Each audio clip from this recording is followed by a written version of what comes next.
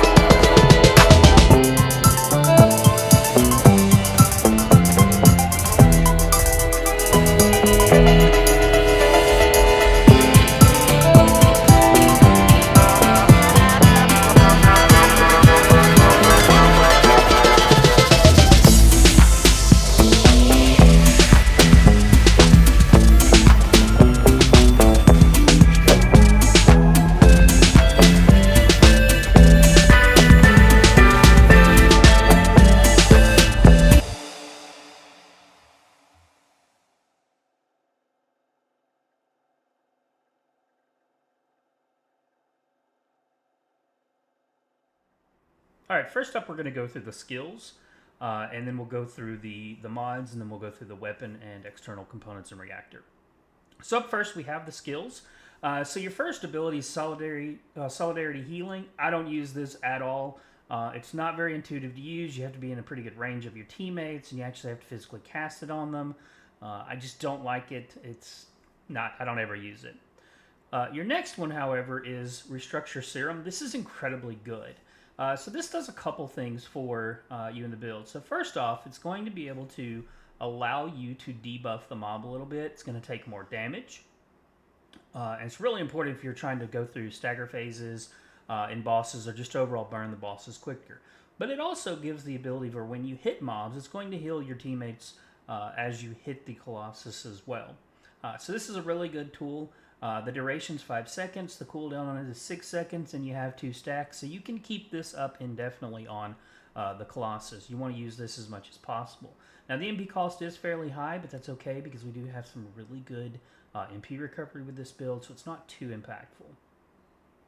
Next up is Stimulant Spray. Don't use this much at all. The duration is 10 seconds with a 10-second cooldown. It is a massive damage reduction, but its range is just not that great. You have to be within 6 meters. You can typically get one person. What I use this for, however, is if you are in a burn fight in which you may have a Lepic that is going to be able to burn through a good phase. I do very frequently throw this on the Lepic because most Lepics are glass cannons, so it's just an additional level of defense for them if they're taking some of those hits while they're trying to get their ult off. The next skill is going to be your Duty and Sacrifice, because it is Duty and Sacrifice because of the Transcendant mod here. What this is this is going to be your massive heal. I've got a cooldown on my Reactor. It's only blue, but it gets it under 10 seconds, and I will show you why the 10 seconds piece is important just shortly. But this is massive. It actually heals across the entire map no matter where you're at. And it's an instant heal, and it on goes for that entire 5-second duration.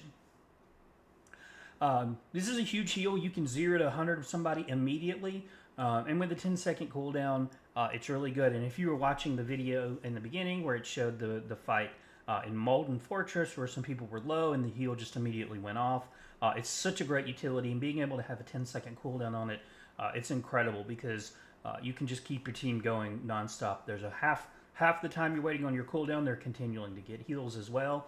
So it's a great ability, and it's really a good heal. And the next one is going to be your passive. This one's great. You can rescue your allies substantially quicker. It takes about 1 second to revive somebody when you activate it. So it's just a neat little passive. It doesn't impact anything other than that.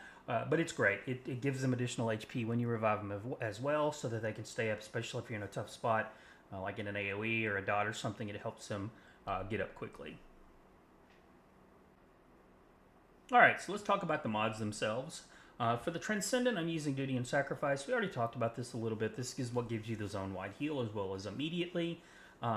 It's the best one for the support that you've got. Efficient treatment really doesn't do much because you're not healing that much if you don't have Duty and Sacrifice. Proliferating Allergy, however, is really good for mobbing. If you're a solo, you throw this on and you just absolutely demolish groups of mobs. It kind of acts like Freyna's ability where they explode and does damage to the surrounding. It also kind of acts like the explosion from Thunder Cage. So it's okay for mobbing. It gives you the ability to mobbing better than he has standard. First Aid Kit, don't like this at all. There's really no point in using this when you can have a zone-wide heal for everyone. Now for the rest of the mods, I do stack a good bit of defense with this build. Primarily because the other mods really don't matter. You're not increasing your damage by skill damage, so we don't need to focus too much on that. While I do have some here, this is primarily to boost our heal as well as for cooldown. But we spec big into defense here. So we have increased HP as well as HP amplification. We don't care about shields, no big deal. I'm going to come back to this one, and we'll talk about this. We'll go through the rest. Nimble Fingers for skill cooldown. Defense for more armor, of course. Safe Recovery. This is going to give us a little extra heal as well as a little extra incoming damage reduction. Iron Defense is my flex spot currently. I am debating whether I keep this or slot in the MP Recovery mod. I've played around with both. I don't know that we need the additional defense, so it's likely I do just stick with the MP Recovery mod here. But this is your flex slot. If you want something else here, you can. Again, focus on fusion and focus on non-attribute just for the additional skill power for your heal. But primarily it's for the cooldown as well. And then MP Conversion for more cooldown. Now, the final mod with the build is your Passionate Sponsor. This is why I said your 10-second cooldown on your skill is so important for your heal. So when buffing or recovering an ally, you get an additional firearm attack and skill power modifier each time for up to 10 stacks.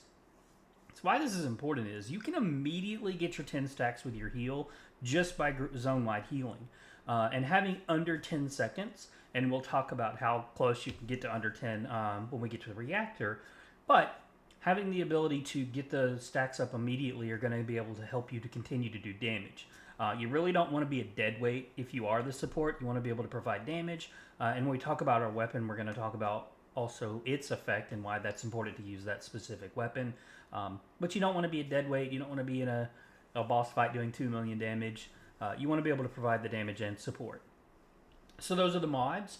Again, if you are mobbing, you can switch in Proliferating Allergy, and it does a large amount of damage. So you do have that option as well.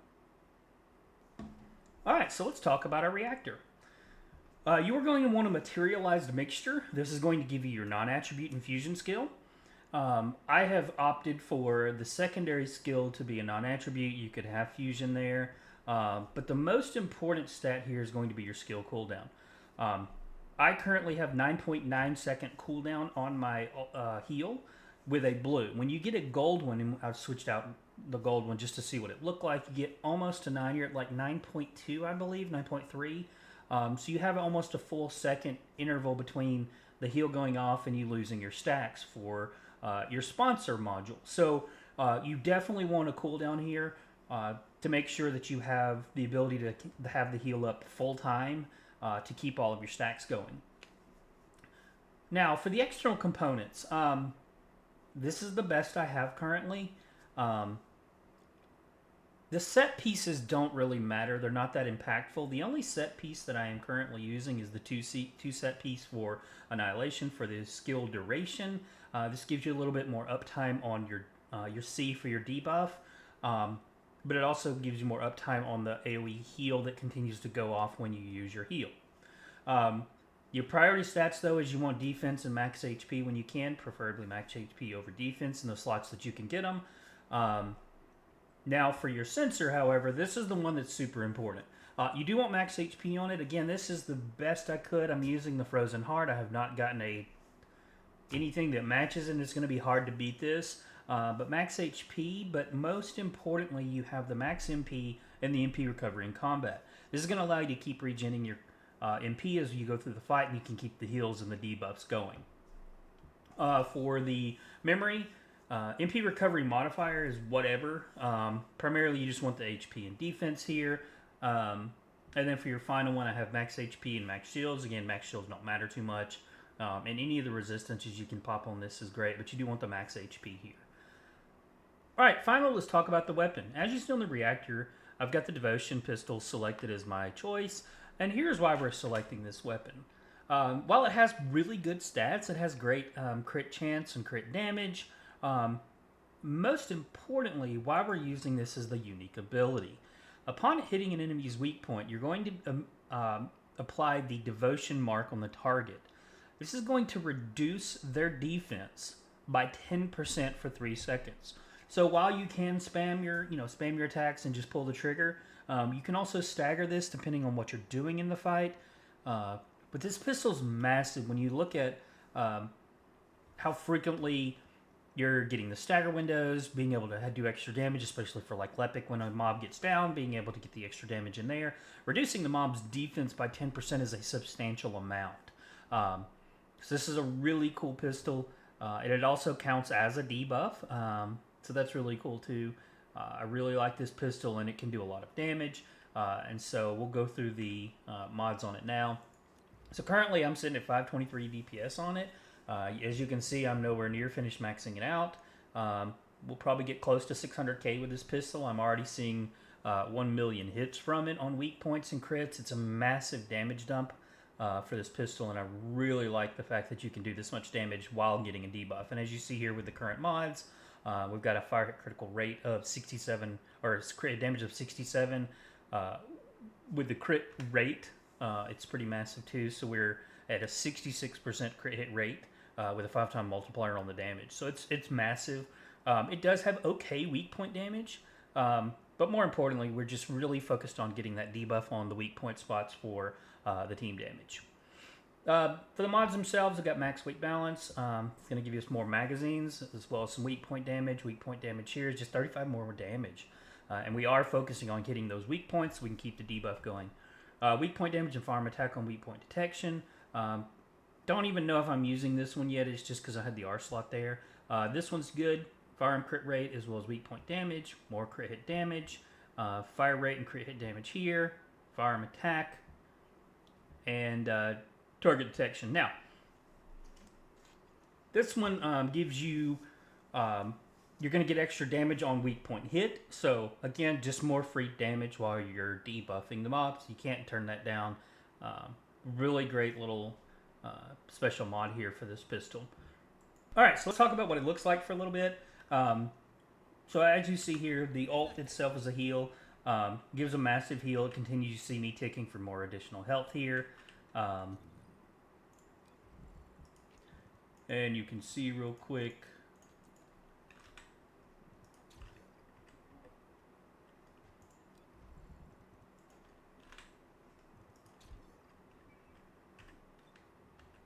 immediately heal, and you continue to heal through that. So it's just a massive HP heal, and it continues to tick.